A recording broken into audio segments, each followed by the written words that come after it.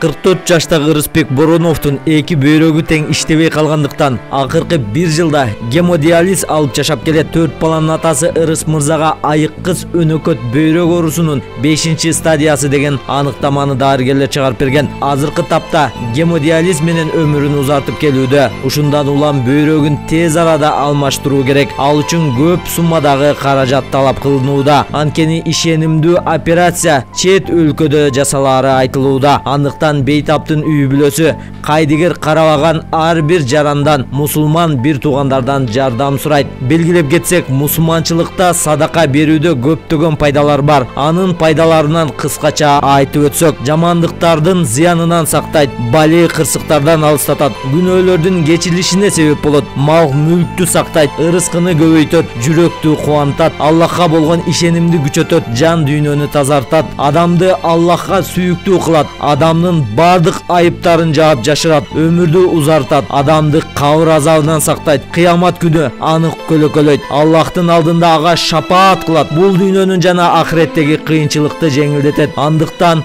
аны оор деп санабаңыз, анткени садаканын пайдалары мындан дагы көп, анын санын Аллах гана билет. Ырыс Бороновго жардам берүүнү каалагандарга эсеп счеттору коюлду.